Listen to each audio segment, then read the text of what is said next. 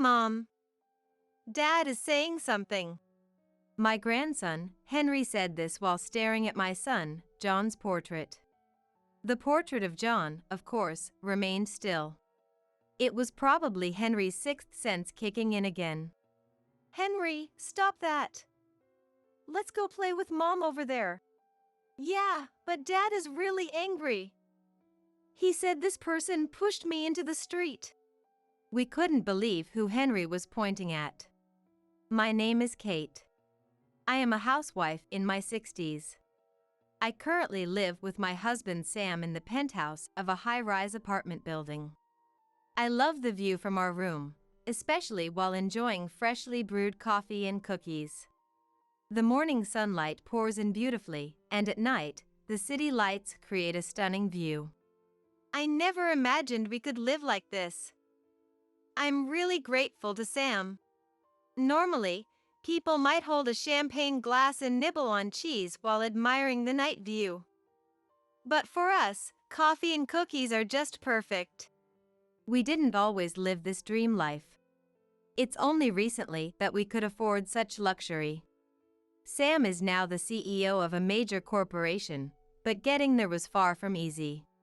We married in our 20s, both coming from families that couldn't be described as wealthy. We had to earn our own way through life. He worked late every night, while I took part-time cleaning jobs at offices, juggling this with raising our son. We barely made ends meet. I'm sorry for all the hardship. One day, I'll make sure you can live comfortably. Let's keep pushing forward for now. It's okay. I'll support you. Let's do this together. Even through tough times, we lived with mutual care and respect. Our little indulgence during those years was occasionally buying cookies and sharing them. Our efforts paid off 8 years ago. Sam, always skilled at his work, was eventually recognized for his dedication and promoted to an executive position. He then left the company to fulfill his dream of starting his own business, eventually becoming its president. Despite his busy schedule, he makes sure to take weekends off, allowing us to spend quality time together. Our relationship has remained strong. Recently, he has been talking about succession planning. Considering his age, he hopes to pass the company to our only son, John, someday. One day, while I was washing dishes, I heard my smartphone ring behind me. I quickly dried my hands and picked up the phone. The caller ID displayed John's name. Hello? Mom? It's been a while. How have you been? I'm good. It's rare for you to call. After I said that, John began speaking with a slightly sheepish look. Actually, there's someone I want to marry. Can I bring her over next time? The thought of my once little John, now grown up and ready to start his own family, filled me with joy and relief. Congratulations. Of course, that's fine. I'm looking forward to it. The day John was bringing his fiancée over, I couldn't calm my nerves. What should I wear? Does she drink coffee? Maybe she prefers tea? Seeing me in such a state. Calm down. Sam chuckled and said. While I was rushing to prepare, the doorbell rang. Coming. After a moment, John and his fiancée entered the house. Nice to meet you. My name is Mary. Here, please accept this. Mary handed us a bag from a famous patisserie with a polite gesture. Thank you. Let's enjoy these together. Coffee sounds perfect. I mumbled to myself as I brewed the coffee. She had a serene and elegant demeanor, and her speech and manners reflected her sophistication. She worked for a major company and intended to continue working after marriage to avoid placing all the burden on John. John, she's too good for you. That's not true. Dad, Mom, you should meet Mary's family next time. You're right. Mary, we look forward to getting to know you better. Our family welcomed their marriage with smiles, and John and Mary looked radiant with happiness. After that, family meetings and wedding preparations proceeded smoothly. Her family consisted of her parents and her younger sister, Karen. Just as I had initially thought, her family seemed refined and well established. Her parents had been running a business for many years. And Karen, like Mary, was a working woman. Mary, I'm so glad you found such a wonderful person. I hope to have a happy family someday too. For now, my job is my boyfriend. Mary's family was easy to talk to, and I felt confident we would get along well. Wanting to celebrate their eldest daughter's once-in-a-lifetime wedding grandly, Mary's parents planned a wedding with 300 guests. The costs were honestly quite a challenge, but we shared the same desire to celebrate John. So, we agreed with Mary's parents' wishes. John and Mary were delighted to receive blessings from many relatives and friends. Mary, I want to be a grandma soon, I said. Mom, we just finished the wedding. It's too soon, John replied. I was already excited, imagining the grandchildren who would come one day. 2 years later, John and Mary had a child named Henry. He was our first grandchild and an adorable addition to the family. Henry, it's Grandpa. Henry, it's Karen. Henry was the darling of everyone, brightening up the room just by being there. During summer vacations and Christmas, John and Mary often brought Henry to visit both Mary's family and our home. Spending time with Henry and having meals together became something I looked forward to. Wrapped in a warm atmosphere, Henry grew up well. However, around the time Henry turned 3, something strange started happening. Henry would say, "What's wrong? Why are you leaving? Henry, there's no one over there. Come back here," I would say as I pulled Henry back from the empty balcony he was talking to. Puzzled, I asked Mary, "Does this happen often?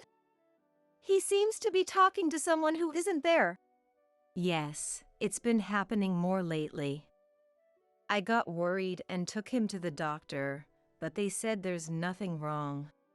Sometimes children with strong spiritual senses show these behaviors. "We can only keep an eye on him," Sam added. Henry was adorable, but his peculiar actions gave me an uneasy feeling. Little did I know that Henry's mysterious ability would later lead to a significant event. One day, some time later, I was abruptly woken up in the middle of the night. "Kate, something terrible has happened." Sam, who had been sleeping next to me, shook me awake. I slowly lifted my heavy body. "What is it? What's wrong at this hour?" "Mary just called. John was in a car accident and is in critical condition." "What?" I don't remember much after that. Before I knew it, we had arrived at the hospital and rushed to John's room. However, John had already passed away. "John, please don't leave us. I'm begging you." Sam and I stood there in disbelief, unable to grasp that this was really happening. Mary clung to Henry, holding his hand as she wept. After a while, the reality of the situation hit me, and an overwhelming sadness took hold. "This can't be real. John, please open your eyes. John." I cried out, breaking down in Sam's arms. I cried until I had no more tears left. And Sam, too, cried out loud like I had never seen before. In the days that followed, I was unable to do anything and stayed holed up at home. At first, I was too grief-stricken to eat or sleep. While time passed and those around me began to move on, my heart remained hollow. Sam tried to cheer me up by taking me for walks, and Mary and Henry visited to check on me, but I couldn't look forward. Time just passed, leaving me behind. Before I knew it, it was time for John's one-year memorial. Time flies, doesn't it? It feels like just yesterday John was here, so happy, I said. I talked with Mary's parents and Karen, whom I hadn't seen in a while due to my reclusiveness. Losing such a wonderful young man must have been very hard. But I'm sure John is watching over us from above, said Mary's mother. Yes, he was such a bright child. Please let us know if there's anything we can do for you, Karen added. Thank you. But it's Mary who is suffering the most. She looked at John's portrait, saying, The time I spent with John and Henry was truly joyous. John was always someone who would hug us every day. He really was a wonderful person. Mary, you're so loved. It was the first time since the wedding that we had all laughed together. In the peaceful atmosphere, I started to feel a bit more at ease. But then, Henry began to act strangely. He stared intently at John's portrait, looking around restlessly. Yes, yes. Henry muttered to himself. Henry? I called out. Mom, Dad is saying something. Henry said, still looking at the portrait. Of course, the image of John remained motionless. Henry's spiritual sensitivity must have been at work again. Or so I thought. Henry, stop that. Come play with Mom over here, I suggested. Okay. But Dad is really angry. Angry? John is angry? Henry, what is John angry about? Then Henry stood up and pointed to someone, uttering unbelievable words. Dad says it was her who pushed me onto the road. We couldn't believe who Henry was pointing at. What? It was Mary's sister, Karen. Stop joking, Henry. What are you saying? Come on, let's go play over there, Karen said, trying to deflect the tension. No. I'm not going. Dad says I shouldn't get close to Karen. He says she did this to him, Henry said forcefully. The once calm atmosphere became tense as everyone turned to look at Karen. Karen, what is he talking about?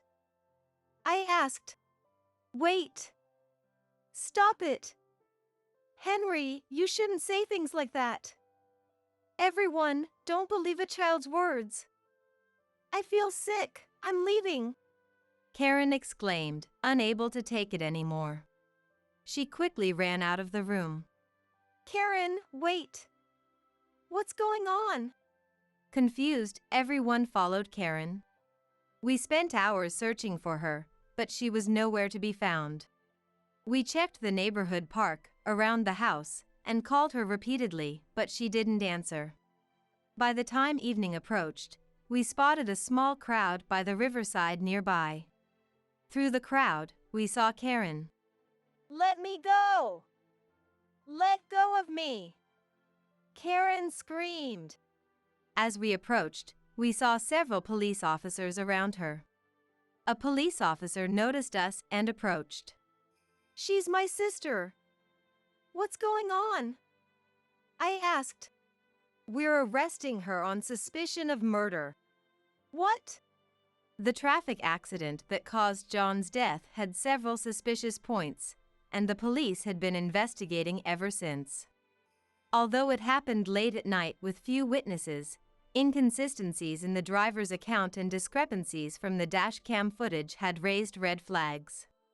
The police had secretly been treating John's accident as a potential crime, and now they were arresting Karen, his sale, as the suspect. It turned out the police had been monitoring her for some time.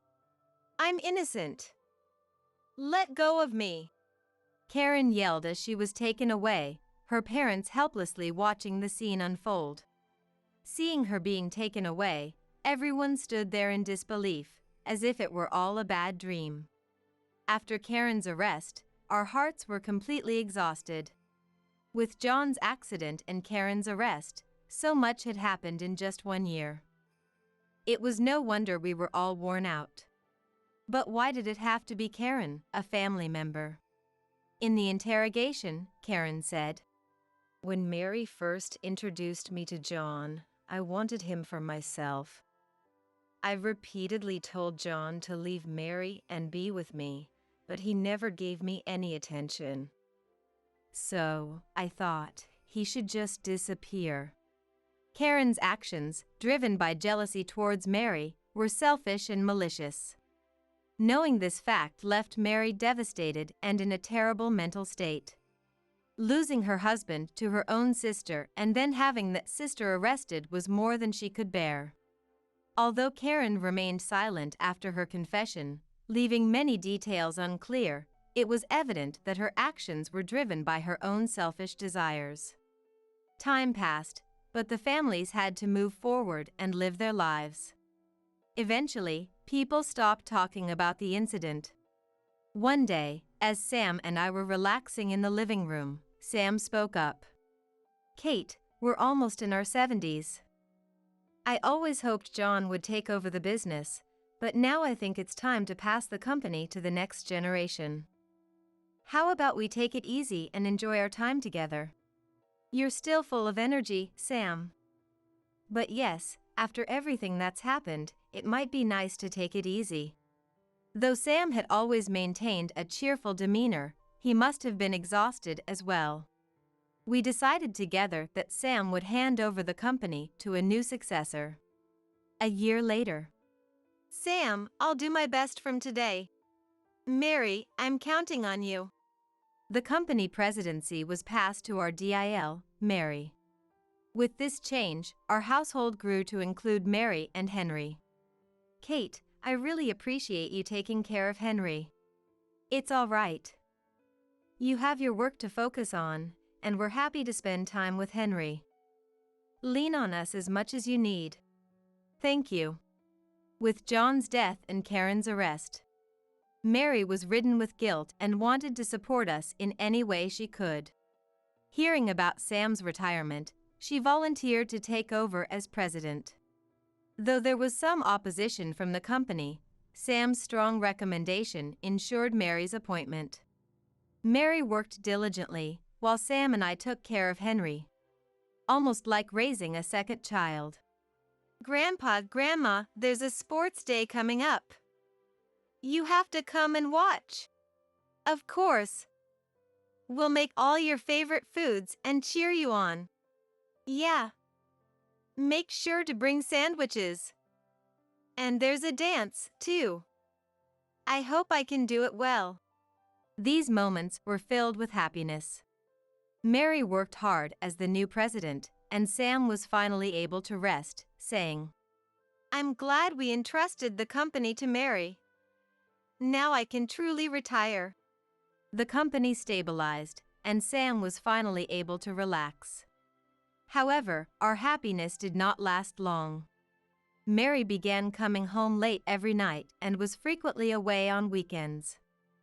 Our time together dwindled significantly. Though we occasionally asked her to spend more time at home, she always said she couldn't. "I'm sorry. I have a meeting with clients, so I'll be late. I have a business trip for 3 days, so please take care of Henry." She had been leaving Henry with us without any regard. And the number of nights she came home drunk increased. "Mary, you're drinking too much. Every single day. You need to think about what you're doing." I said, "It's fine. I'm just entertaining clients. It's part of my job." She slurred, clearly intoxicated. Sam and I exchanged weary looks inside. Then one day, a company holiday. While spending time in the living room, Henry's peculiar murmurs surfaced again. "Dad, don't be mad. Don't be mad at Mom," Henry said, clutching his ears and frowning in pain. "Henry, are you hearing John's voice again?" I asked. "Yeah. Dad's really angry, but I can't understand what he's saying. Is he angry because Mary comes home drunk every night? No, it's not that.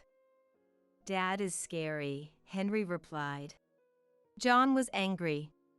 I had a gut feeling that something bad was happening. Worried about Mary's strange behavior, I called a detective agency and requested an investigation into her activities. They looked into her movements. After leaving the house, her supposed business trips, and the restaurants where she had her meetings. A week later, I received the results, which were shocking. Mary had hardly been doing her job as president, instead using company money for her affairs with men.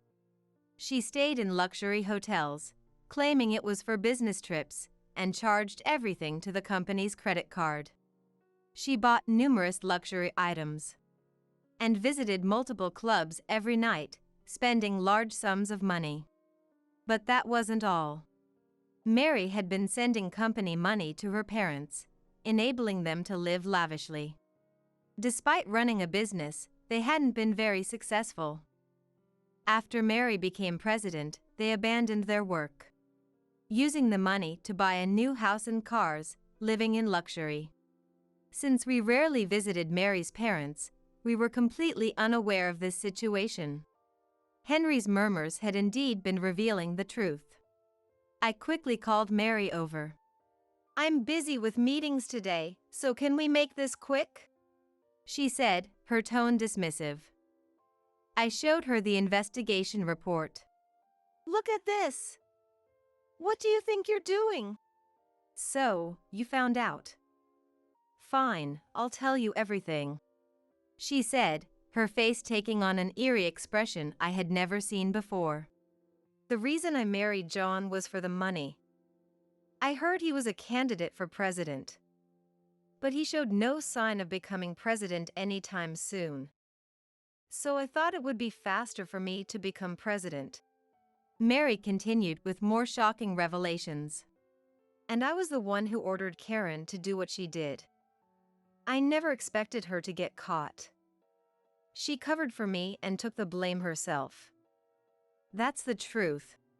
My anger boiled over. Mary! What do you think of John? He died because of you. The only ones who are terrible are you, Kate. Flaunting your wealth and your luxurious life. I grew up in a poor family, so I deserve to enjoy this. My parents are happy too, Mary replied without a hint of remorse. Furious, I shouted. You and your family are incredibly selfish. You took his life for your desires. You've left us with broken hearts. It's the fault of those who are deceived, she sneered. I can't believe how horrible you've been. Poor John. Mary, today I sever all ties with you. You will step down as president immediately. I'll inform the company later, I declared. Get out now. I'm calling the police. Never come back here again. Pay for your crimes. I yelled.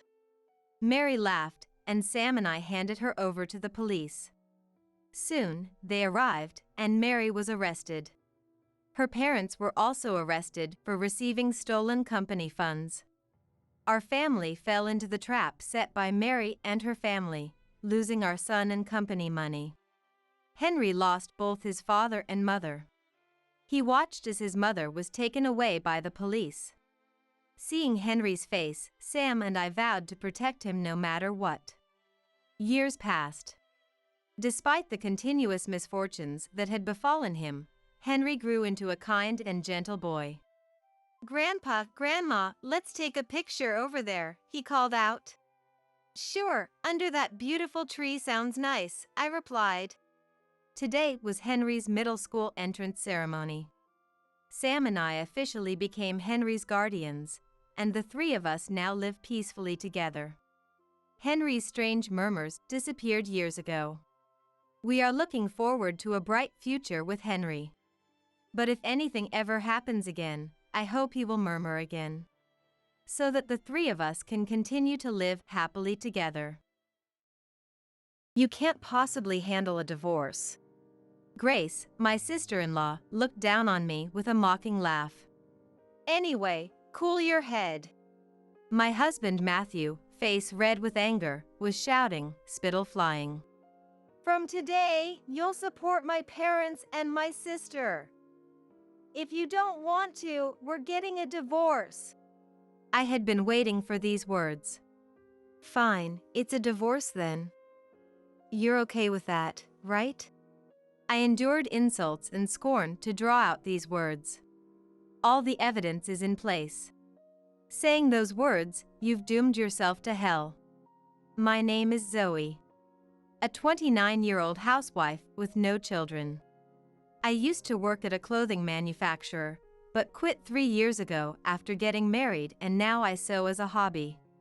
Matthew is 32, sweated it out in the rugby team during college, and got a job at a major housing manufacturer through rugby connections. His body is imposing in every dimension, giving off an intimidating presence. If I so much as talk back or display more knowledge than Matthew, he instantly gets moody and starts lecturing.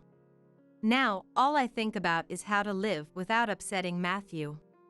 Additionally, the silent pressure from not having children weighs on me from Matthew and the in-laws. Yesterday, Grace got divorced. Grace got divorced. I could picture Grace's sharp-featured, stern face. Is that so? It was expected. I couldn't imagine Grace's intense personality sustaining a marriage for long. Not much of a reaction from you. Matthew glared at me. It's not that, I was too shocked to speak. I wonder if I managed to hide my lack of surprise. Thinking it was inevitable she'd get divorced would surely lead to trouble later. Yeah, I couldn't believe it either. Almost dropped the cup I was holding. That was a close one. I managed to deflect. Otherwise, I would have been in for a lecture. Matthew's typical lectures began to fill my head. The toilet was dirty. The rice was hard. You don't work, so you should at least take care of the house more carefully. His go-to line was always, "Who do you think is feeding you?" Matthew never laid a hand on me. Instead, he chipped away at my spirit with his words. Having children might change things, but there's no sign of that happening yet. I've decided to do it. Matthew looked at me irritably. Oops. I must have missed what he said. I'm sorry. The shock made me zone out. Not again, hopefully, it won't lead to a lecture. So, Grace's husband Paul cheated on her. He even canceled the lease on the apartment Dad and Mom also lived in and moved out alone. Matthew continued speaking. Seems he's in a good mood. I couldn't believe the always smiling and kind Paul could cheat. It'd be more believable if Grace were the one cheating. Divorce papers were forced on her, she's really down. Being a housewife, she has no income and is struggling. How about alimony or child support? If it's a divorce due to cheating, she should be able to divide the property and claim alimony and child support. There's no way she could get that. Matthew slammed his fist on the table. I involuntarily tensed up. Don't act so high and mighty, you couldn't possibly understand all that. Stop talking like you know everything.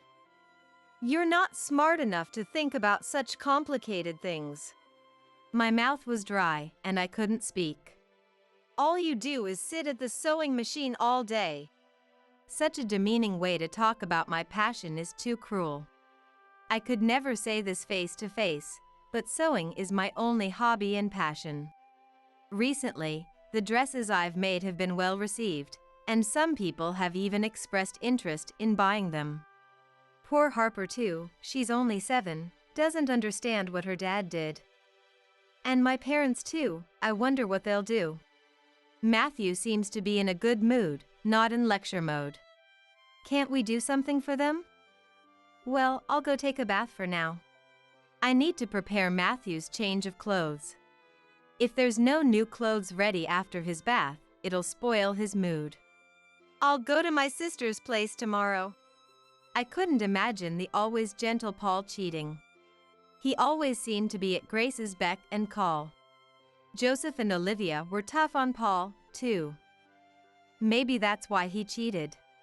But he always seemed so kind to the children. It's natural to think custody of Harper will go to Grace. Considering Harper is in the lower grades of elementary school, her future struggles come to mind. But if the affair is true, she could get compensation and child support. Why was he so angry about it?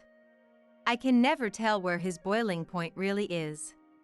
It's truly exhausting to always talk in fear. The next day, Matthew brought up the same topic as yesterday.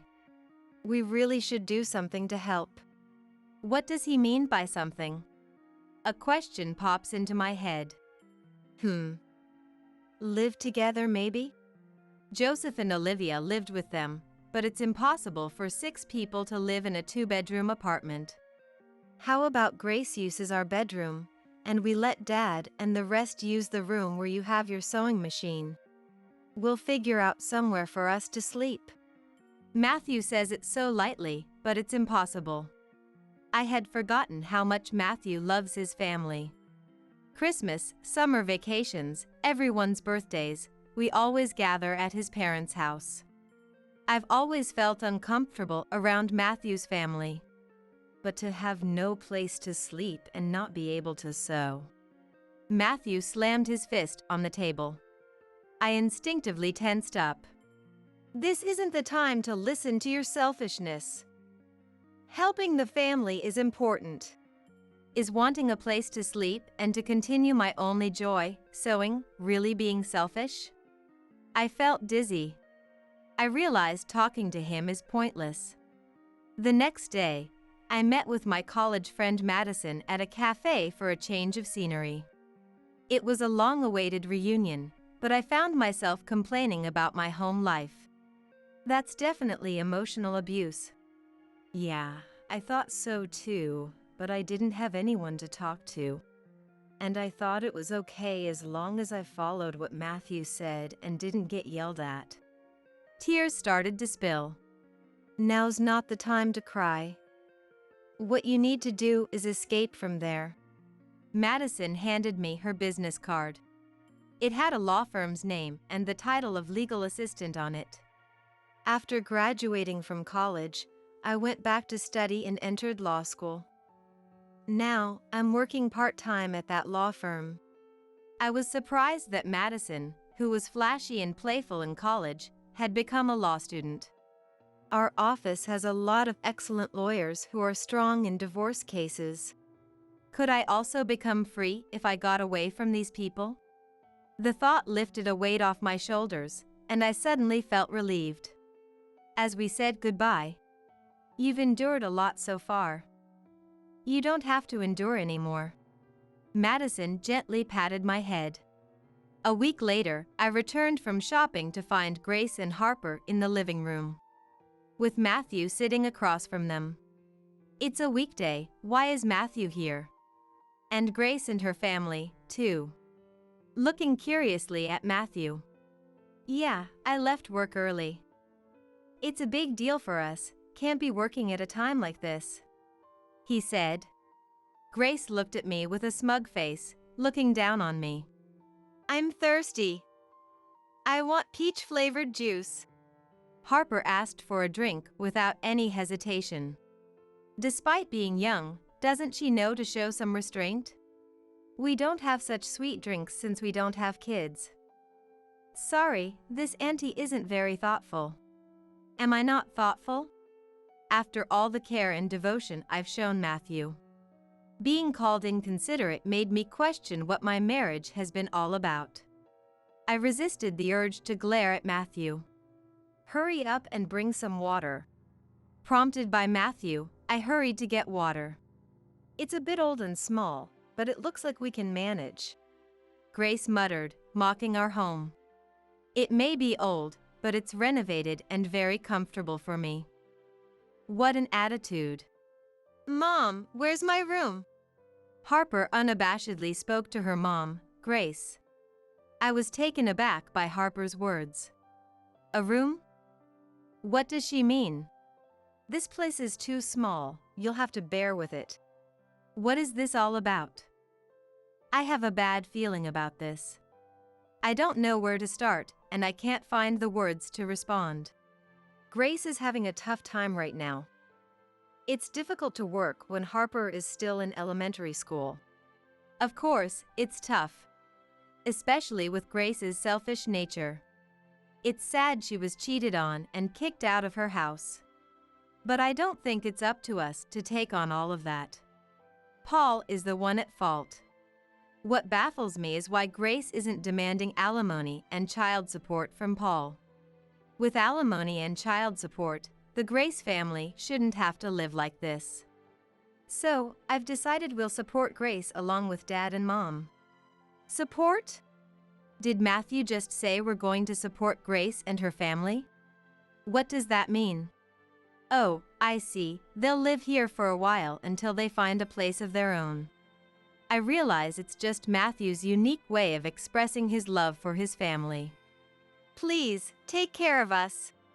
I find myself asking almost pleadingly. Yes, make yourself at home. Grace crosses her arms and looks down on me. It's as if I'm the one asking them to stay. There's some cleaning up to do around the house, so the move will be at the end of the month. With that, their arrival here is confirmed. Zoe, make sure you clear out the room by then. Though it was unbearable to give up my sewing, my hobby, or rather my reason for living, I told myself it was only for a short while. I had planned to send my belongings back to my parents' house for storage, but Matthew's next words left me shocked. Why don't you just get rid of that sewing machine and those clothes? That sounds like a good idea. It will make our lives easier. I was speechless. To think my only hobby was regarded so lightly. I felt as if not just my personality, but my entire life was being denied. After calming down, I noticed 4 half-drunk glasses left on the table. It seems Grace and her family didn't bother to clean up before they left.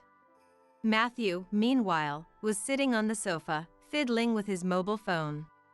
I'm going out for a bit. Matthew left the house with an unusually cheerful demeanor. Was he that happy about the idea of living with his entire family? Meanwhile, I felt like I couldn't stand this life anymore. I picked up my mobile phone and made a call. As scheduled, Grace and her family moved in at the end of the month. Give me a hand, will you? There's so much stuff. When I went to the entrance, Matthew was there holding a cardboard box, with Grace and Harper wearing a backpack behind him. Welcome, or should I say, welcome back.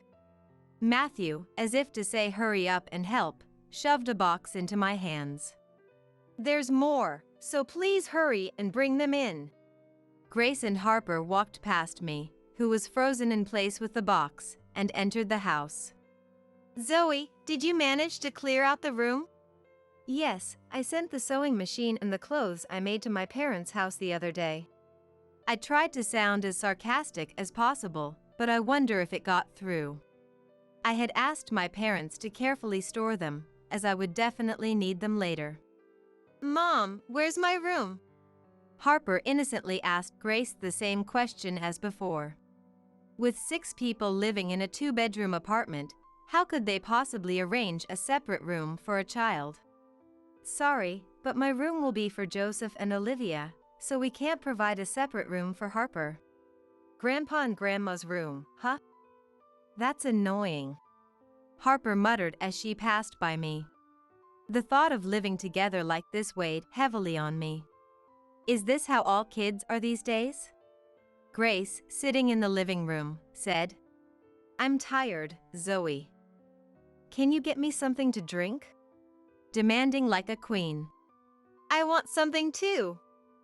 Peach juice would be nice. I realized I was still frozen in the entrance and headed back to the living room. Come on, don't just stand there. We didn't have peach juice. I got grape juice instead, is that okay? Huh? Why? I told you last time. You're useless. Harper criticized me with language that seemed too mature for an elementary school student. I nearly blurted out, "Is that the only way you can talk?" But I desperately held it back. Couldn't you have just ordered it online? Grace, far from apologizing for her daughter's rudeness, added her own criticism. I concluded to myself, like mother, like daughter. I'm sorry, this is all we have. What? Harper voices her displeasure without any reservation. Well, can't be helped. Harper, just bear with it.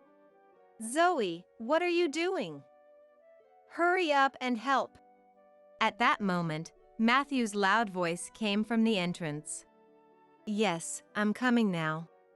Not wanting to upset anyone in Grace's presence, I hurried to the entrance. Finally, we managed to bring all the cardboard boxes inside. As I was unpacking and arranging Grace's belongings, Joseph and his family arrived. We'll be in your care.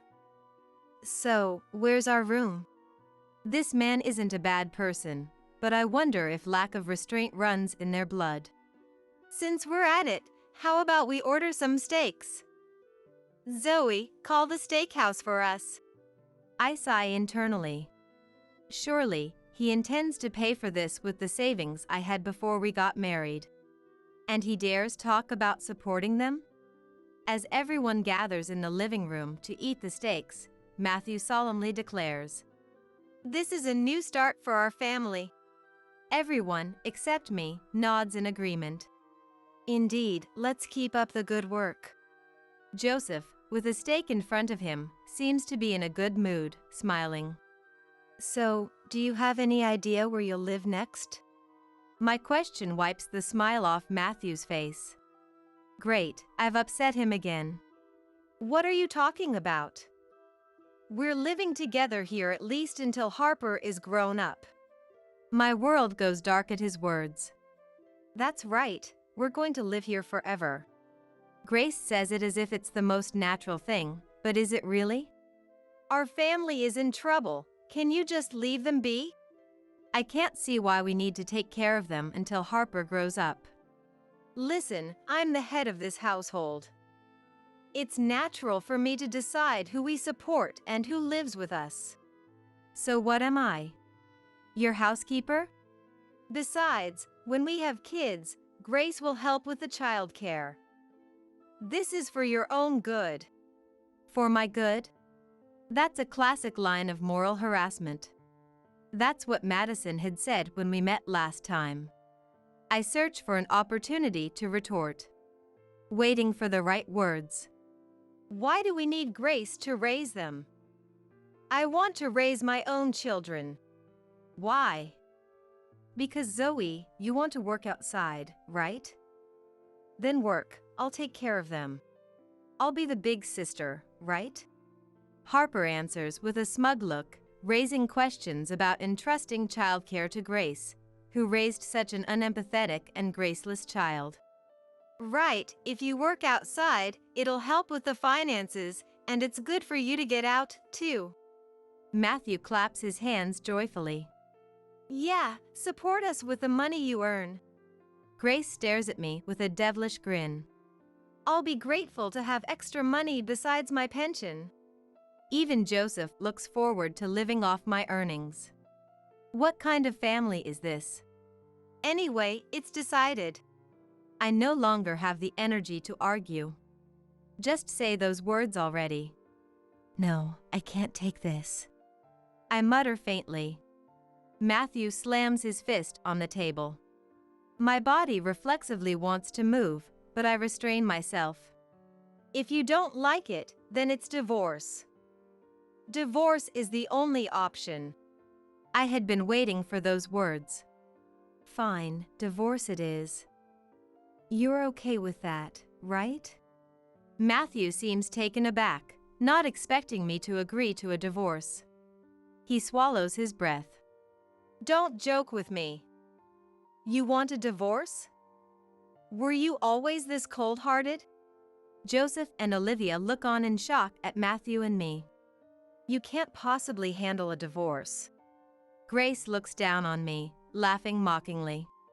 Cool your head. Matthew, red-faced, yells with spittle flying. From today, you'll support my parents and sister. If you don't want to, it's a divorce. What? But we're already divorced? What? Everyone is shocked by my declaration. That's right, we're already divorced. I pull out a copy of the divorce papers. But look, Matthew's signature isn't here. Without it, the divorce isn't valid, right? It's a court divorce. The papers have been filed with the court. You, naive as you are, couldn't possibly have managed that. Who's behind this? The sound of Matthew slamming his fist on the table echoes through the room, but I'm no longer surprised. I came up with everything myself. I asked a lawyer to handle the procedures, though. What nonsense are you spouting? You, of all people, you. Matthew is so flustered he doesn't know what to say. First off, Grace, you weren't cheated on, you were the one who cheated, right? Paul told me everything. Joseph glares at Grace. What's this all about? Everyone's gaze shifts to Grace. Paul gave up on reconciling after finding out Harper was the child of Grace's affair. It's not true, my sister's not at fault. Matthew hastily tries to defend her. Matthew, why are you defending her? Do you have something to hide? Matthew shakes his head frantically. I checked your credit cards. You might have taken the debit and cash cards from me, thinking you're managing everything, but the credit cards and the mobile phone contracts are all under my name since before we got married. So what? We're married, so it's our money. It's none of your business what I use it for. Then what about these frequent visits to hotels in the downtown area? I place the usage statement on the table. That's for work meetings. What about these luxury bags and wallets on the credit card statements? Did you squander money on some girl at a hostess bar? Don't be ridiculous. I'm not the type to be played. I'm in a serious relationship. I can't help but laugh at Matthew's foolish admission. Pride and stupidity make a dangerous combination. Grace looks at Matthew with a pale face. You just admitted to cheating. Joseph and Olivia seem disillusioned, their shoulders slumping. There's more, including call records. The other party has admitted to the affair. No wonder I couldn't reach them. Suddenly, Matthew stands up and tries to grab me by the collar. You better stop. Everything's been recorded and filmed. Matthew looks around and spots the mobile phone placed unnaturally. His momentum wanes, and he slumps back into his chair. Your outing after Grace and her family visited the apartment was to see that woman, wasn't it? Matthew seems to have lost the will to fight back. The story goes back 2 days. I had visited Madison to get a lawyer's advice. The lawyer said Matthew's actions were clear moral harassment, suggesting a codependent relationship. I was advised to separate from Matthew as soon as possible. First, we needed evidence, so I showed the credit card statements and call records. The lawyer, the man is quite the fool, isn't he? Laughed. I also played recordings of conversations, as suggested by Madison. There's no way you can't get a divorce with this. And he's been eating through your finances. According to the lawyer, I could claim a significant compensation from Matthew. Let's kick them out of the apartment as well. Madison encouraged me. Let's do it thoroughly. With a mischievous grin, I nodded firmly to their words. And now, with the help of a lawyer and a friend, I'm confronting Matthew and his family. This isn't the end. Matthew doesn't seem to have the energy to respond anymore. You won't be able to stay in this apartment either. Grace reacts the most to this. Why? Matthew bought this apartment, didn't he? That's when the lawyer steps in. Please, go ahead, counselor. The lawyer, who had been waiting at the entrance, comes into the living room. Let me explain. This apartment was jointly purchased by Matthew and Zoe. Zoe owns half of it. Moreover, Zoe is refusing to pay any more of the mortgage. Then Matthew should just pay for it. You can do that much, can't you, Matthew? Grace apparently hasn't given up on living here yet. It'll be tough but doable. Indeed, for Matthew, doubling the loan payments would be tough. What about the distribution of property to Zoe? Zoe's share will be paid in cash. There's no way I have that kind of money. Grace started crying, shaking Matthew's shoulder. Figure something out. You're the one who said to leave it to you. That woman is easy, just does whatever I say. And yet, this is the mess we're in. I handed Grace a document. There's compensation for Grace. It's all detailed in there. Grace looked at the document and collapsed right there. I had asked the lawyer to also request compensation for Paul. As for Grace's compensation, we'll discuss it separately. If Matthew's compensation isn't paid in one lump sum, we're considering garnishing wages from his company. No way! Matthew could only scratch his head and sob. Matthew will also be requesting compensation from the other woman. Suddenly, Matthew lifted his head, looking desperate. Please, not that. I beg you, please. Matthew pleaded earnestly, apologizing deeply. It didn't seem sane at all. If she finds out, I won't be able to live. He was rubbing his face, covered in snot and tears, against the floor. It was the first time I saw Matthew lose it like this, but I didn't feel a speck of sympathy or pity.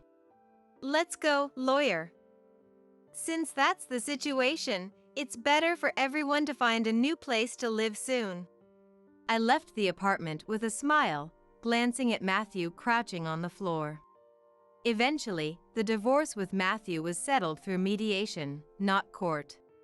Joseph, Olivia, and Grace seem to have started living in a cramped, old apartment. Joseph directs traffic at road construction, while Olivia and Grace assemble parts at a nearby factory, managing somehow to make ends meet. Thanks to that, Paul has safely received his compensation. Matthew's affair was with the wife of his boss, who is also a senior in the rugby club. A betrayal in a company with strict hierarchies. The boss refuses to let him resign, seemingly determined to torment him for life. No wonder Matthew apologized. From now on, he'll continue to be a slave to his senior. I moved to a new apartment and am thoroughly enjoying my hobby of sewing. The dresses I sell online are popular, and I've been approached by a major select shop wanting to do business. Recently, a young buyer who really liked my clothes suggested starting a company together to make clothes on a more formal basis. I'm seriously considering getting involved, having been asked with such enthusiasm. I've also been invited to dinner by him, thinking this person with slightly droopy eyes and a kind look might be someone I can feel safe with. Until recently, I couldn't have imagined feeling so refreshingly happy, so I'm surprised at myself for being able to enjoy life this way. My mobile phone is vibrating, a call from him. I need to reply to his dinner invitation today. Just past 6 p.m., I heard the door opening from the entranceway.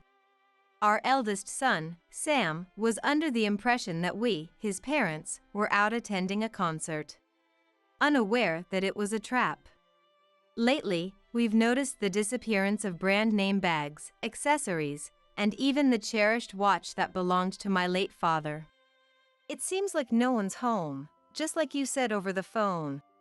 Sam, reassured, took out his smartphone and started making a call to someone. We were hidden, watching him closely. Kate? It's me. Just got to my parents' house. It seems the person on the other end was our daughter-in-law, Kate. Really? No one's there? Kate's voice filled the silent house. Sam has always had this odd habit of putting the phone on speaker mode when making calls. Oblivious that their own son is doing this to them, they're leisurely enjoying a concert. It's fine. Thanks to that, we get to have our little feast. Besides, what do an old couple with not much time left need with luxury brands anyway? They just get in the way. Exactly. Dad and Mom have money but hardly ever spend it. That's right.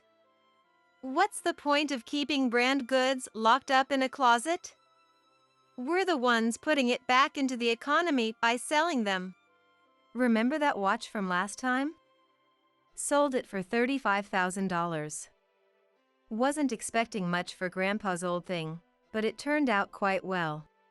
That fetched a decent price. Contributing to us even after he's gone, Grandpa really was the best. They laughed loudly together. My name is Mary. I'm a 62-year-old housewife who works a part-time job 3 to 4 times a week. I live with my husband, Mike, who's 3 years my senior. Mike has worked in trading companies for many years. Even during the bubble economy, when everyone around was reveling, Mike, always serious, would say as he focused on his work from morning till the end of the day. If we don't work hard now, we'll suffer later. He always said this as if it were a habit, and worked hard from morning until his scheduled time. Standing by such a husband, I've decided not to rely solely on his pension and work as long as I can, thus I work at a nearby supermarket. While I hope it helps with our living expenses, more than that, I love working. Chatting about trivial matters with regular customers or having coffee with fellow part-timers, I feel much freer and happier than staying cooped up at home. I don't consider myself serious by nature, but apparently, we're a couple of similar dispositions. Must have caught on from Mike. I sometimes joke. Mike, who was devoted to his work, has a hobby, photography. He was keen enough to join the photography club during his student days and even submit to local photo contests. Right after retiring, he bought a new camera and exclaimed, "All right. Now I can enjoy taking pictures and live a free, slow life." I don't know much about cameras or how much it cost, but luxury was never a part of Mike's life. A bit of indulgence as a retirement gift is okay, isn't it? We have 2 adult children, both independent and married. Our house has become quite silent, but since our children live only 7 to 8 stations away, they find time to visit us now and then, so I've never felt lonely. Our daughter, Ellie, met a man at work, got married, and had a child. She seems busy juggling work and child-rearing, but on weekends, we enjoy lunch at our favorite cafe near the station. "Mom, you've got to hear this." She vents about her husband, her mother-in-law, her job, all the frustrations accumulated over time. Yet, by the time we part ways, her face always clears up. "See you next week then." Ellie's words carried no malice towards anyone, which reassured me that despite the complaints, she seemed to be living happily. On the other hand, our eldest son, Sam, is married too, but he rarely talks about his married life, so I don't know much about it. Sometimes, Sam brings his daughter-in-law, Kate, to visit, and it seems like he is whipped by Kate. Sam has always been introverted, not one to express his opinions clearly. Sam needs a strong-willed woman like Kate. Mike blurted out about Ellie once. That's why I've decided not to meddle too much in Sam and his wife's affairs. Then, one day, we received news that Mike's former boss had passed away. Mike, looking downcast, said, He was a great man. Taught me everything from scratch when I was just starting out and knew nothing. He reminisced about the distant past. As Mike was getting dressed in a suit he took out of the closet, he suddenly asked, "Hey, have you seen my tie?" He had finished changing into his shirt and pants and was just about to tie his necktie when he came downstairs. "Aren't the ties always in the drawer?" The place for storing ties had always been fixed, and they were never stored elsewhere after coming back from the cleaners. "Did you check all the way at the back of the drawer?" I wondered if it was pushed too far back and became hard to see from the front. "Of course I checked. But I still can't find it." Just to be sure, I also went upstairs and checked the drawer, but as Mike said, the tie was nowhere to be found. That's strange. It should always be here. Saying that, I stared at Mike's profile. What? Stop staring at me like that. Mike looked back at me, puzzled. Are you sure you don't remember?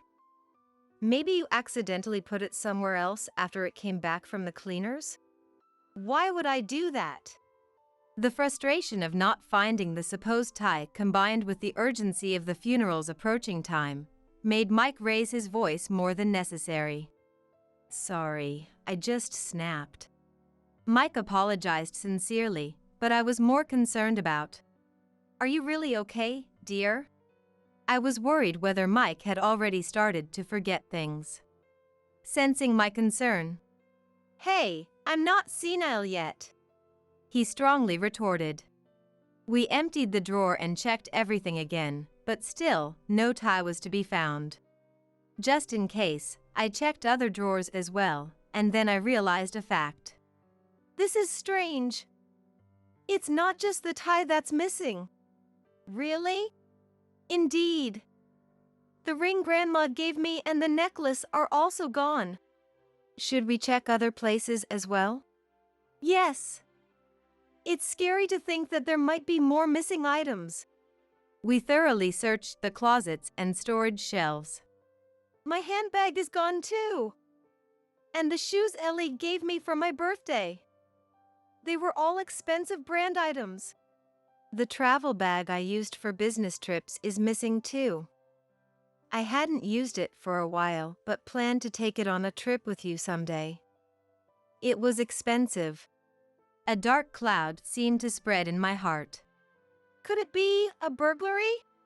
Should we report this to the police? Mike agreed immediately, but then regained his composure and said, "No, let's first check if the debit cards are missing.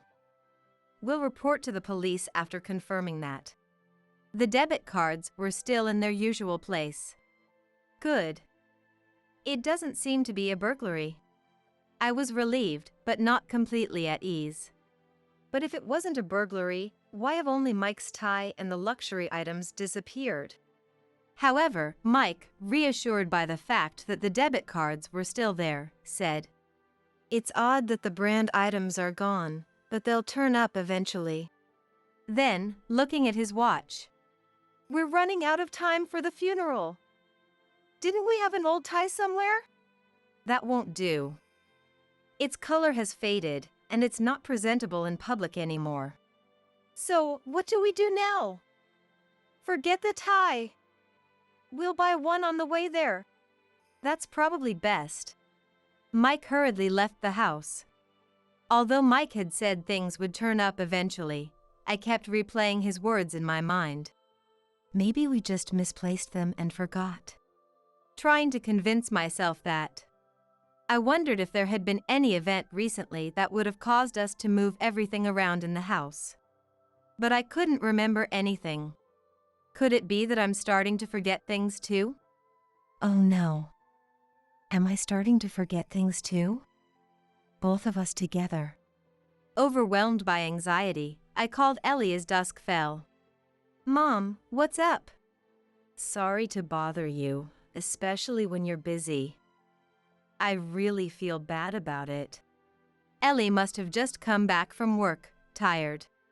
Thinking about her preparing dinner and bathing the children, I felt somewhat hesitant to rely on her. Something odd happened at home. I told Ellie about all the brand items that had gone missing from our house. The debit cards were left untouched, right? That is indeed strange. Then, after a moment of thought on the other end, Ellie suggested, "Why don't you try installing surveillance cameras? Aren't those expensive?" "Don't worry. The cameras these days are more affordable and high performance compared to before. Plus, they come with features that allow you to check the footage anytime via a smartphone app." That does sound convenient. But it's also kind of scary. What if it captures some stranger lurking around? Ellie laughed it off. That's exactly why you install surveillance cameras. Seeing my hesitation, Ellie excitedly proposed, "Let's do this. I'll buy a surveillance camera to try out.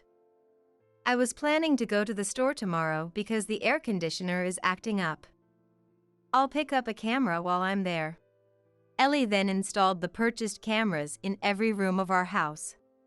There we go. I'll check the footage daily through the smartphone app. I really appreciate it. I'm glad you turned out to be such a caring daughter. Mom, you're exaggerating. With those words, Ellie left with a bright smile. A week later, the previously cheerful Ellie called with a heavy tone. "I have something important to discuss, so I'm coming over tonight." Despite it being a weekday, Ellie left work early to come to our house. It seemed there was an emergency that took precedence over her own family. "Please don't be shocked, but listen." Ellie started gravely. "Sam has been snooping around the house." I was so shocked I couldn't speak. Holding the spare key to our house, Ellie continued. "This key isn't just with me, right? Sam has one too." Indeed, Ellie could use that spare key to enter our house. The same was true for Sam, our child, just like Ellie. Yet, I couldn't bring myself to simply nod in agreement. "Sam wouldn't do such a thing." "I understand you want to believe in Sam.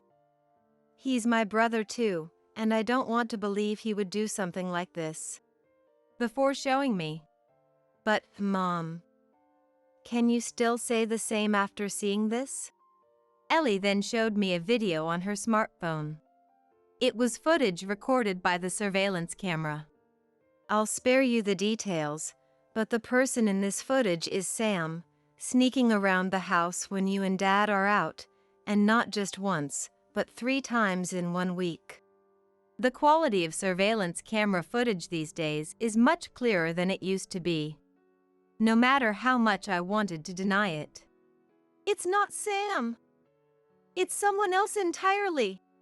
The evidence was too clear to ignore. It was unmistakably Sam. I didn't want to believe it at first, but with such clear footage, it's hard to defend him. I still wanted to believe in Sam, even if just a little. But if all these mysterious disappearances were indeed Sam's doing, everything made sense. Stealing debit cards would have immediately alerted us and involved the police. But the disappearance of items we wouldn't regularly check, like handbags and accessories, could go unnoticed for a while. Or we might never have realized it at all. Sam was counting on that. "Could it be even that too?" I pulled out a small box from the back of the closet and opened it. "It's gone. The watch that was supposed to be in here has disappeared." "That watch, it was Grandpa's favorite, wasn't it?" Ellie murmured, looking at my father's portrait. My father, Ben, to whom Ellie refers as her grandfather, was known as a serious and strict figure at work, feared by many, but he was gentle with his family. Without any particular hobbies, Ben's pride was the watch he always wore. I felt a surge of anger towards Sam for taking Ben's beloved watch without permission. Unforgivable. To steal Ben's precious watch. Even if he is our son, I won't let this go easily. Mike was even more visibly furious than I was. Ben had doted on Mike like his own son, often taking him out for drinks. Ben was always so good to me. His words saved me whenever work got tough, Mike said, reminiscing about Ben, tears rolling down his cheeks. Clenching his fists tightly, he declared, "Sam is disregarding Ben's way of life. I absolutely cannot forgive him." Mike was ready to confront our son and his wife with fury. As Mike stormed towards the entrance with heavy steps, Ellie and I desperately held him back. "Please calm down, Mike. I understand how you feel, but we need to ascertain the truth first. The footage clearly shows it. Isn't that enough evidence?" "It's too early for that. If it's said that Sam was only temporarily taking them, that's the end of it." Mike bit his lip in frustration and asked, "So, what should we do?" "I have a suggestion," Ellie said, calming the enraged Mike. She looked at both Mike and me, then spoke slowly for us to understand. "We set a trap for Sam." The next day, I casually called Sam, pretending everything was normal. "Mike got some concert tickets from an old colleague. He's invited me out for an evening. It's been a while since we've gone out together." On the other end, Sam, without any hint of suspicion. "That's great. Have a good time together. Dad has been working hard all these years, after all. Now's the time to relax and enjoy some quality time as a couple." For someone who usually spoke little, Sam's verbosity surprised me. "It's clear Sam wants to keep Dad and Mom away from the house. His true motives are obvious," Ellie whispered from behind. After hanging up, I was overwhelmed with a sense of emptiness for having to deceive Sam and sadness from his betrayal. "Anyway, as soon as it gets dark this evening, we'll turn off all the lights and make the house look empty. We'll make Sam believe no one's home." Mike and I nodded in agreement.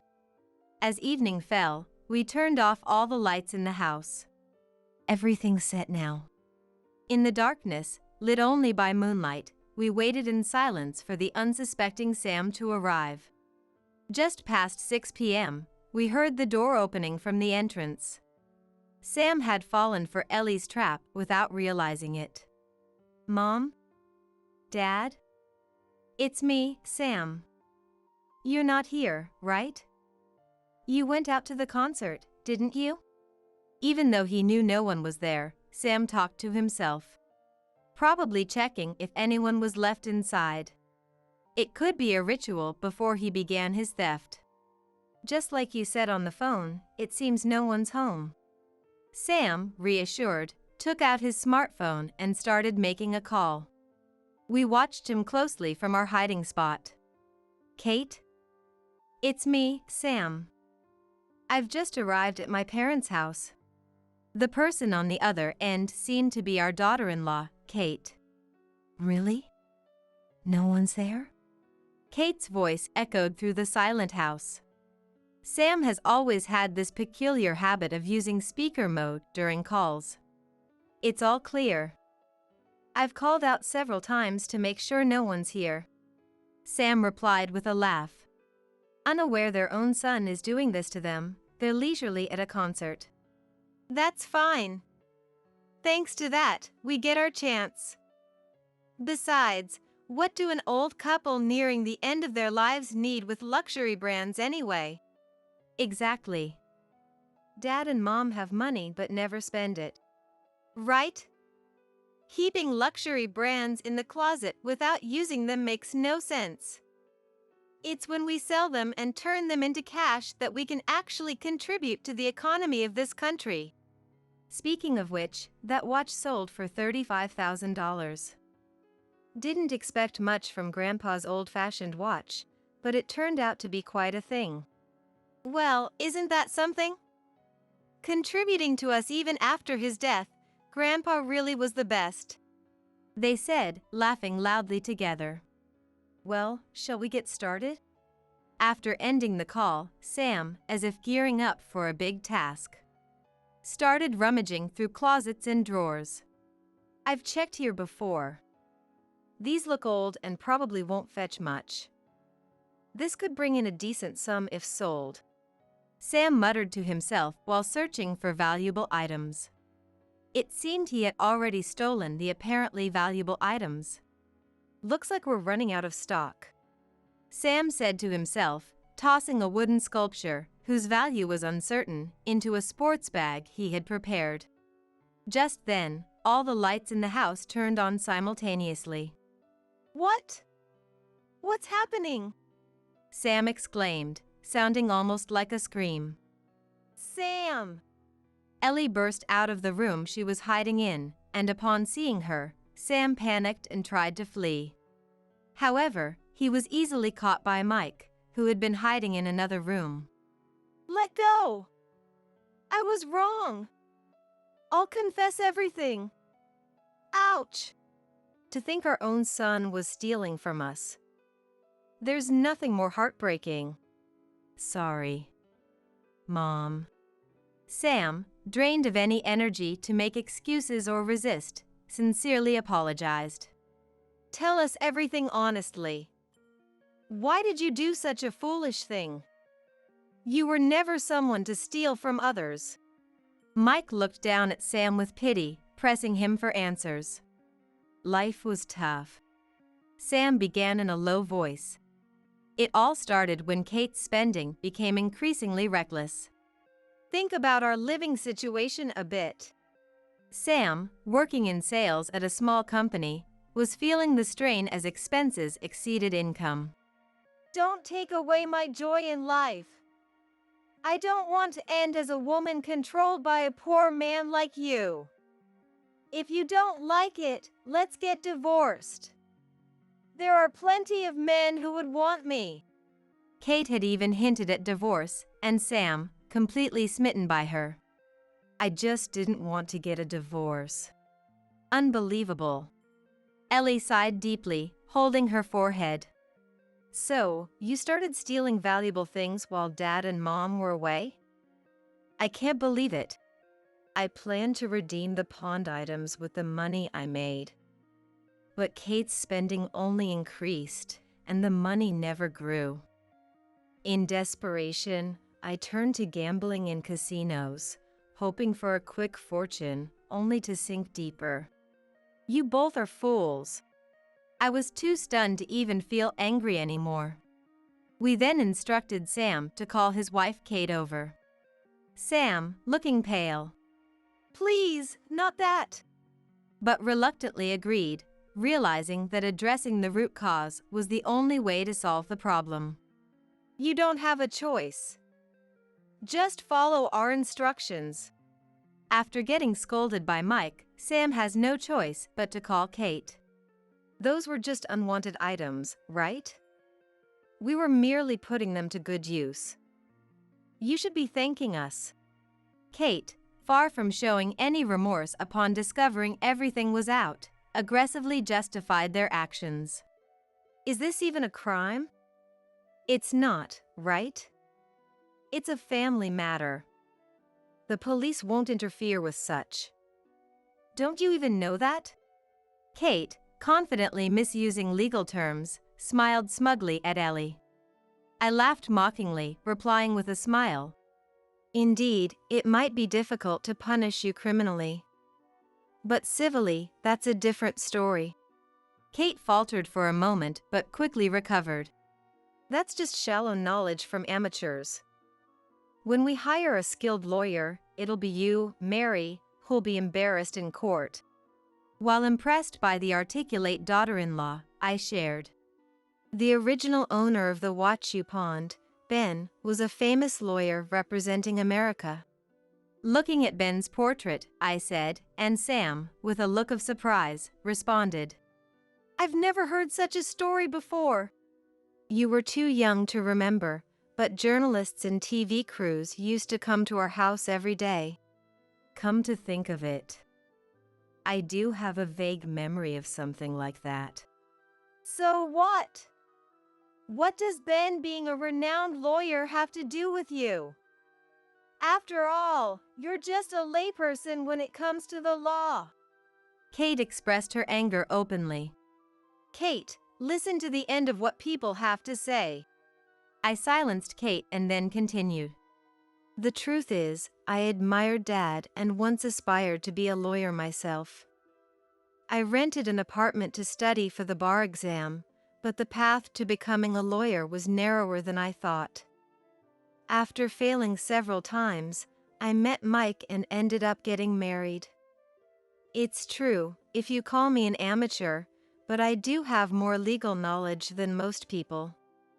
And I'm quite confident I could win a civil case against you too. But Kate was left speechless, without a comeback. The next day, I promptly sought advice from one of my father's old lawyer friends about our situation. Are you sure this is what you want? The lawyer carefully confirmed my intentions, to which I replied, even if he's my own son, I've decided not to hold back. My anger towards Sam and Kate's excessive actions had reached its peak. Together with the lawyer, I proceeded with the civil lawsuit proceedings without hesitation. Sam and Kate were forced out of the apartment they were living in. Mom, are you really going to go that far? Sam complained over the phone. That apartment was rented under Mike's name, wasn't it? Then you have no right to complain. I coldly rebuffed Sam. Losing their place to go, Sam and Kate apparently headed to Ellie and her husband's apartment, but they were so persistent that my husband lost his temper and called the police. Ellie amusingly reported this during our weekend lunch. Later, Sam and Kate found a small apartment to live in, but Kate ended up cheating and ran away. Men should be rich and handsome, after all. She left Sam with those parting words. The rumor of his wife leaving spread quickly at work, and unable to bear the stares, Sam was driven to resign. At that point, maybe we went a bit too far in teaching them a lesson. We felt. After losing both his job and his family, Mike called Sam and set a condition. From now on, you'll change your ways, work hard, and you yourself will buy back that pond watch. On that condition, Sam was allowed to live with us again. Since then, Sam has been working diligently at a construction company introduced by Mike, without a single complaint. One day, Mike, with a sly grin, said, "Take a look at this," and discreetly showed me a familiar watch from his pocket. Oh, Dad's. In truth, Mike had already bought back Ben's watch from the pawn shop. Since Sam is trying to work hard, let's keep the watch a secret for now. That sounds good. A secret shared between us as a couple. Looking at the watch, I mused. We can't turn back the hands of time. But I believe we can regain lost trust. Though, it might not be easy. Yes. Mike smiled gently in agreement.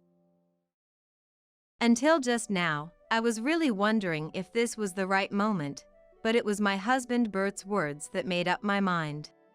Standing tall with arrogance, he said, Bring me a beer. In front of him, I presented the divorce papers. Let's get a divorce. I've reached my limit. At the mention of divorce, Bert didn't show any confusion, just a calm face. How can he keep such a face? Am I just being naive? No, that's not it. Bert doesn't believe I would actually go through with the divorce. He thinks it's just a threat. Proof of that is Bert's aggressive response. Since you're the one bringing this up, you take care of our 6 kids. Don't expect any savings or child support from me. I've realized that no matter what, Bert always puts himself first. After signing the divorce papers, Bert threw them at me with a laugh, saying, Here you go. I think I've really been patient until now. I've devoted my precious time to such a person, so nobody would oppose this divorce. Even though I've decided on the divorce, I still feel sad about Bert's selfish words and actions. But this is where it ends. His behavior will cast a shadow over his life from now on. My name is Caddy. I'm a 40-year-old housewife. I used to work as an employee at a certain company, but I quit due to health issues. I met Bert through an introduction from an acquaintance, and we later got married. Bert, who is 10 years older than me, is a very responsible and serious person. That Bert seemed like a wonderful person to me. I thought I could have a fulfilling life with him. Bert also said to me, "You're a wonderful woman. I want to be with you forever." There was no lie in his words, and I immediately accepted Bert's proposal. Life with Bert was sheer happiness. Although he wasn't much of a talker, we had very calm moments together. I'm glad I married him. Time passed, and our first child was born. "Caddy, you did well," Bert said, sending me words of appreciation and smiling kindly. That was a peak of happiness, now a fond memory. 2 years after our eldest son was born, our second child came, and a year later, our third. Now we have 6 children. With 6 kids, every day feels like a battlefield. Time flies by in the blink of an eye. Still, life with the kids is fun and full of happiness every day, never without smiles. Except for just one thing. "Welcome back. Was today busy?" Yeah. Our eldest son Ethan just graduated from high school this year. He's now working as an employee at a local food manufacturer. We really wanted him to go to college, but he didn't want to. When Ethan was about to graduate from high school, Bert and I suggested he go to college. But he refused, saying he had something he wanted to do. Bert, expecting him to go to college, was furious. The argument between the two began, and the room was filled with a tense atmosphere. Bert has always been uncontrollable once he gets angry. Perhaps because of his serious personality, he demands perfection in everything, even from those around him. Bert seems to lose his temper immediately when things don't go his way. This is no different with his children. That day, an enraged Bert lashed out at Ethan with harsh words, unbecoming of an adult. Eventually, Ethan fell ill from the shock and collapsed right there. "Ethan? Are you okay?" "Bert, that's way too much." "Too much? This kid, see, he won't understand unless you say it like this. Betraying my expectations. He owes his life to me, and he dares to betray me." Trying to approach Ethan again, Bert was stopped by me clinging onto him from behind. "Stop it. Let go. It's your coddling that's the cause of all this." Then Bert turned towards me and raised his hand high. Instinctively, I curled up, closing my eyes tightly. But Bert, shrugging me off, stormed out of the house. Before we married, I never thought Bert had this side to him. Sure, he always demanded perfection and could become verbally harsh when things didn't go as planned or were imperfect, but that was about it. I never imagined it could be this severe. Bert returned home when the children had all gone to bed. Looking somewhat remorseful after cooling down. "Ethan asleep? Sorry about earlier. I just lost it. That's in the past now. But if you're going to apologize to Ethan, not me. He's working hard every day, isn't he? Shouldn't we be supporting him instead?" I couldn't forgive Bert's actions. Hardening my heart, I confronted him with harsh words. But then, I realized something. Bert wasn't getting my message. And this became the trigger for our lives to take a turn for the worse. 2 weeks passed. Bert constantly had a scowl on his face, and a heavy atmosphere pervaded our home. The children seemed to notice this too and naturally started avoiding Bert, hardly ever seeing him except at dinner time. This couldn't continue without risking the breakdown of our family. "The kids are scared, and I wish you could show a little more kindness." I said, only to be met with a sharp glare from Bert. You're the one telling me this? It's your words and actions that led to this situation. And now you're blaming me? That's rich. Bert was still holding on to what I had said before. I'm busy, unlike you, the housewife. Working at a major company is different from what the others do. And you, having lived such a boring life, should recognize that and choose your words more carefully from now on. Does he think he's the most important just because he works for a major company? Such an attitude is only going to make others see him as a nuisance. He can't see that, which is why he looks down on everyone else, including me. Actually, maybe Bert looks down on me the most. Especially, these last 2 weeks after the incident with Ethan have been particularly bad. Hey, I come home tired from work. It's the wife's job to offer words of comfort first. Are the kids more important than your husband to you? That's not it, but... Wait. Put your clothes on properly. Even as I spoke with Bert, the children, fresh out of the bath, would run around the room without dressing. Trying to get them dressed was futile. They wouldn't listen. Are you even listening to me? Be quiet. It's irritating. Enraged that I prioritized the children over him, Bert swept items off the table in anger. Boxes of tissues and small personal items scattered across the floor. Startled by the unusual noise and scene, the children froze, looking at Bert with fear in their eyes. Ethan, who had been lounging on the sofa in the back living room, noticed the commotion and looked over. An uneasy atmosphere filled the house. But soon, Ethan took all the children to the back room, saying, "Let's go over there." My relief that the children were spared was short-lived. Bert grabbed me by the collar, shouting, "Don't you dare say that again," before storming off to the bedroom. It was the first time I felt fear towards Bert. One day, upon returning from work, Bert looked at me and said, "Isn't it strange? They're supposed to carry my blood, yet how did such failures come to be? Come to think of it, you dropped out, didn't you? That's why we have such failures for children." Mystery solved. Unbelievable words. How could he call his own children failures? And in a voice loud enough for all the kids to hear. I didn't care what he said about me. The fact he mocked me for being a dropout didn't matter. I could endure that. But I couldn't stand him speaking ill of the children. Especially not from their own parent. However, Bert's contempt continued. If I made dinner, he'd say, "This is what poor people eat, not something for an elite like me."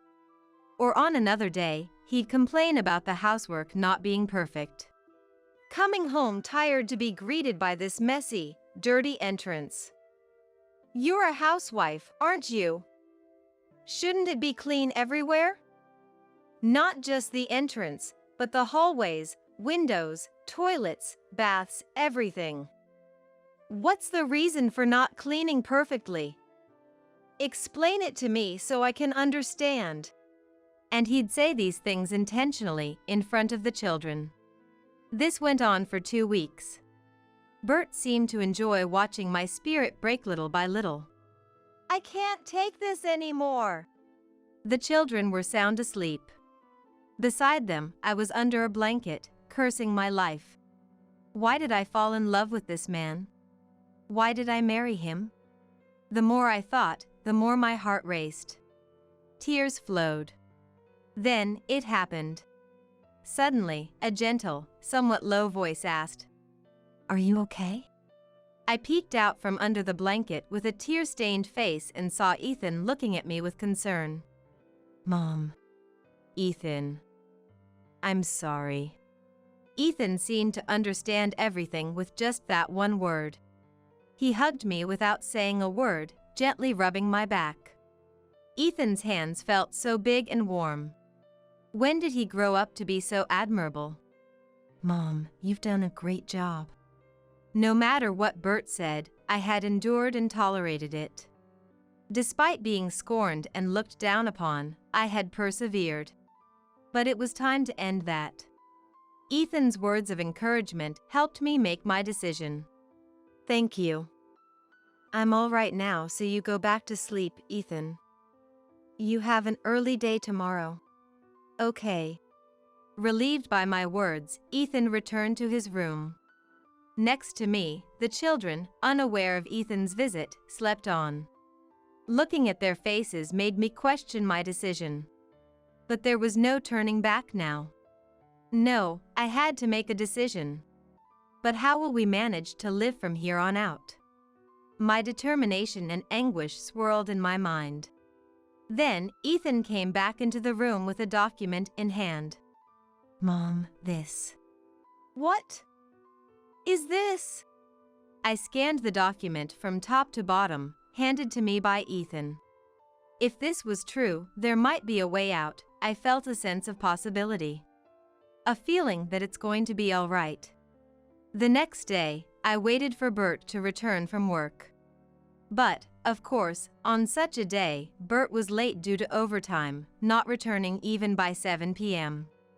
I had dinner with the children first, but he still hadn't returned. I was considering whether to bathe the younger children.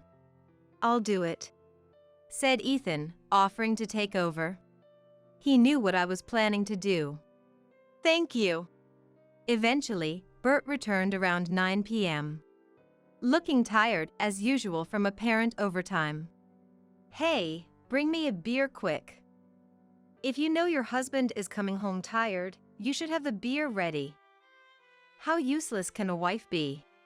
I had been wondering if this was the right moment, but Bert's words just now made up my mind. Standing boldly in front of Bert, who demanded a beer, I presented the divorce papers. What? What's this?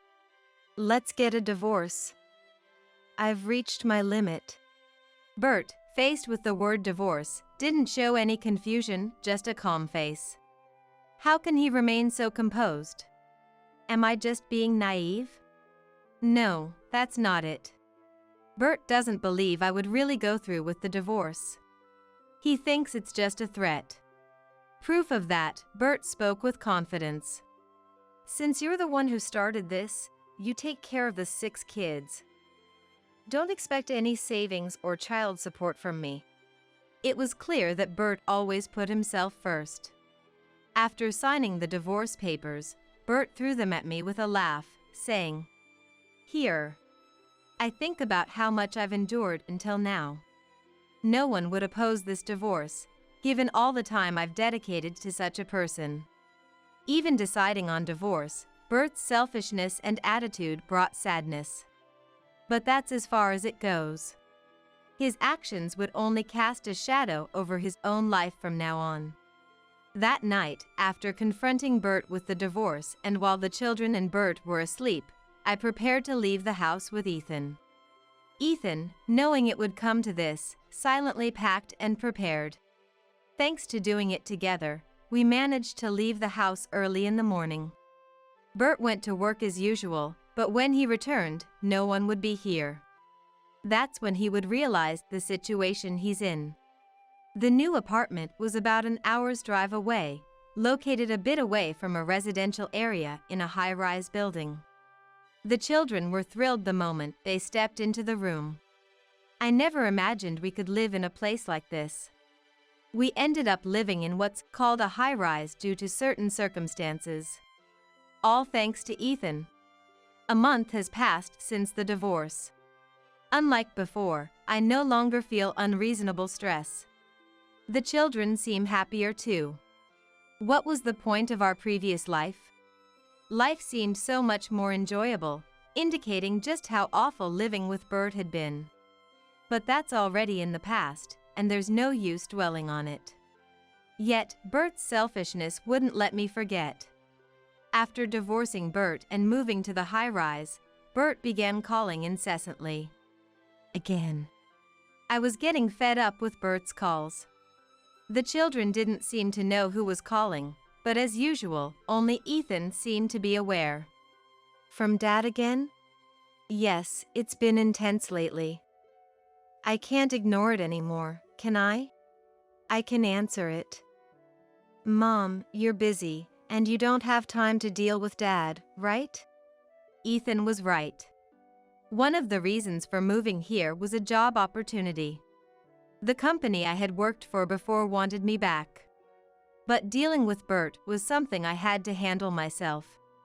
It's okay. I'll deal with him. Then, immediately after, a call from Bert came in.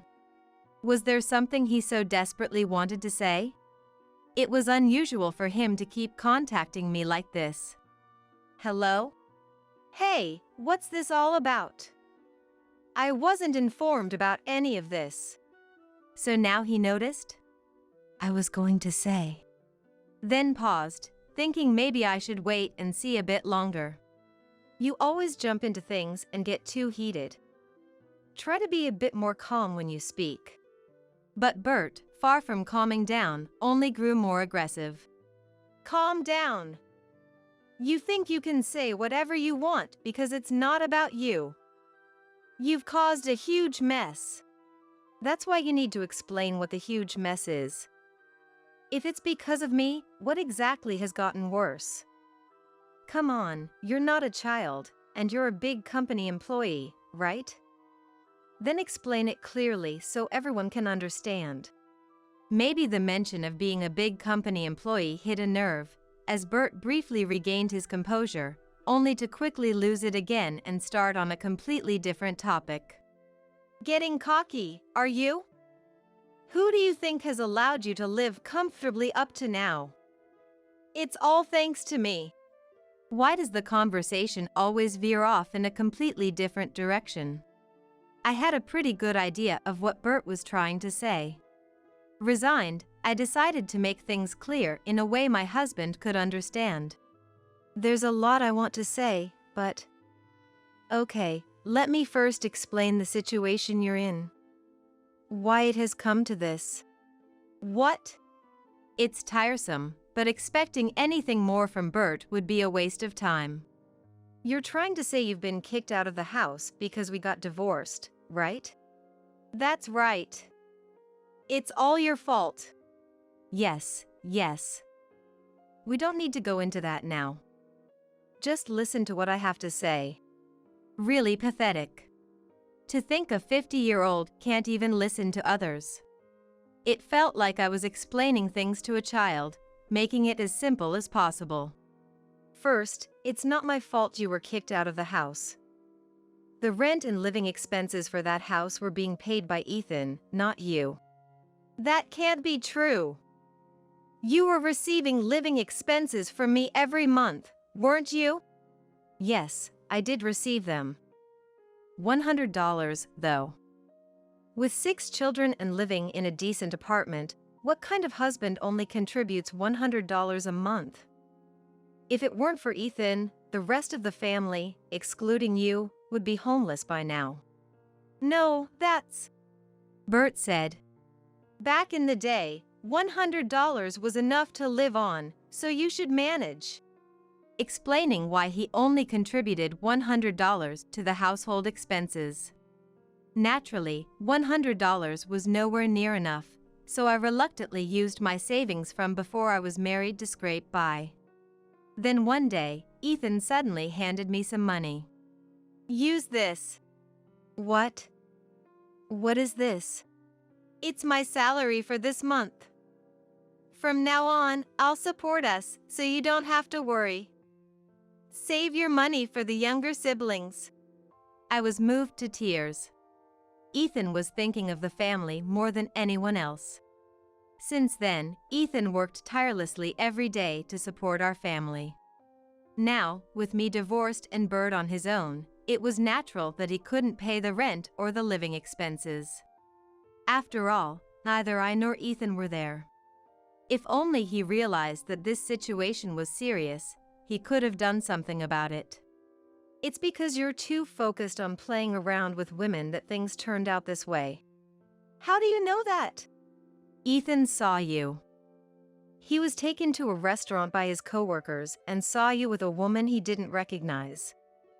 It was your favorite lady from that high-class club behind the station, right? Apparently, you've been lavishing her with a significant amount of money every month. All this information came from Ethan. Bert's momentum vanished completely, and he was utterly disheartened. However, my frustration with him was far from over. Just then, he said, "Help me." "Excuse me?" My promotion got cancelled. Despite working diligently for the company all these years, if things continue this way, I'll be overtaken by the juniors, and my peers will leave me behind. My life is over. It was a pitiful story. And what is he saying now, after all this time? It was clear from the time we were married that Bert wasn't going to be promoted. You seem to be misunderstanding something. Of course, you're not getting promoted. You act all high and mighty without being competent at your job. You blame your mistakes on your subordinates and dodge responsibility. Yet, you try to curry favor with your superiors. No company would promote someone like that. Confronted with the truth, Bert had nothing to rebut. Do you understand how wrong you were? Now, change your attitude and start living your life properly. I thought about pressing further, but realized that saying anything more would be pointless and was about to hang up. However, Bert, perhaps out of desperation, suddenly begged for reconciliation. "Let's start over." "Excuse me?" "Let's try again, you and I.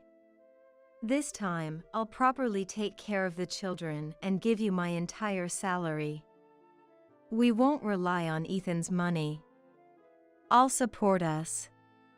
Let's forget everything and start anew, building a wonderful family and life together. We can do it. With the new me, we surely can. So, let's start over." Had he eaten something odd? His words sent chills down my spine. Ethan, listening nearby, looked more dismayed than I had ever seen him. "Do you even understand what you're saying? Starting over is impossible. Absolutely impossible. Even if you transformed into a wonderful person, it's impossible. No matter how much money you offer, it's impossible. Just hearing your voice makes it impossible. It's simply impossible. That's all. There's no way that's true. You just don't understand the risk of letting go of a big company employee like me." Big company employee, huh? I hadn't wanted to go this far for the sake of Bert's pride, but it seemed necessary to make him give up. "Listen, you always bring up being a big company employee, but do you even understand your current situation? Do you realize you're the top candidate for layoffs in the company? Or better yet, do you know where I work?" "Where?" "At N Corporation. The same company as you.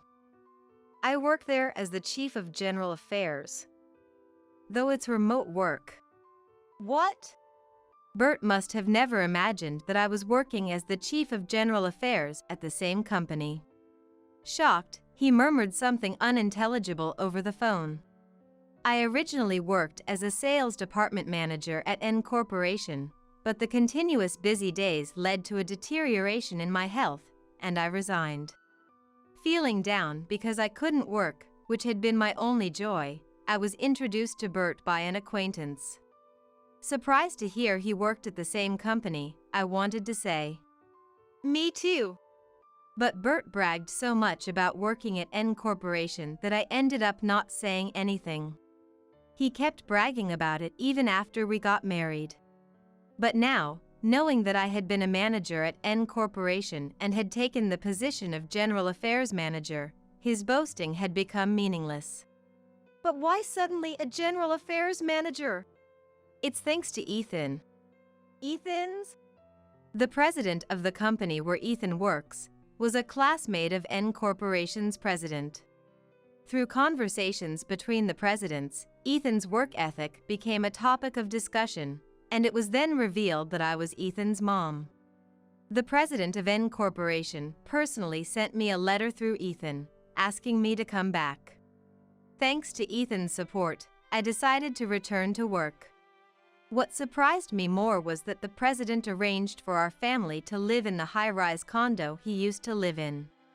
It was a gesture of gratitude for returning to N Corporation, but I was astonished to learn it was such a luxurious high-rise condo. It was rented out to us at a very low price, considering it was for the sake of the young children.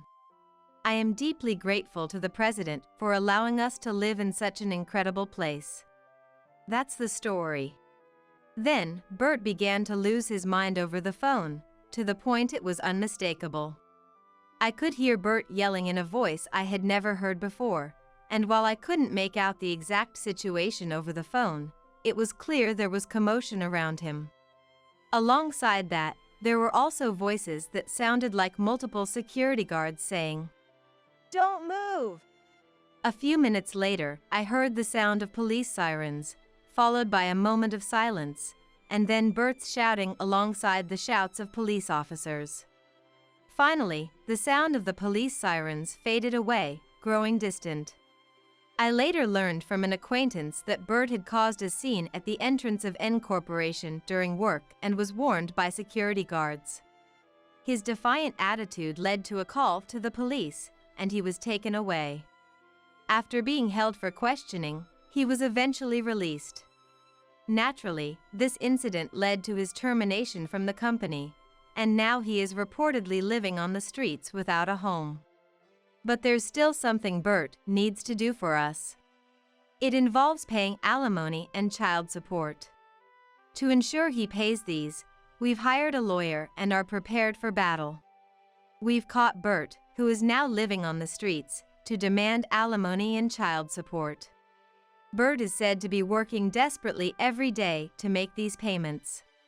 The former big company employee is nowhere to be seen. As for me, I'm leading a busy life as an executive of N Corporation, working from home. Of course, I'm always surrounded by my young children. Balancing work and childcare is challenging, but I have Ethan, who is more reliable than anyone.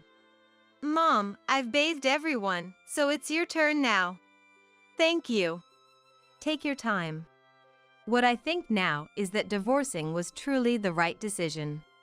Had we forced ourselves to continue the marriage, not just my life, but also the lives of my children, would have been ruined. I'm only grateful to Ethan for leading us to make this decision. From now on, I plan to live happily with our family of 7.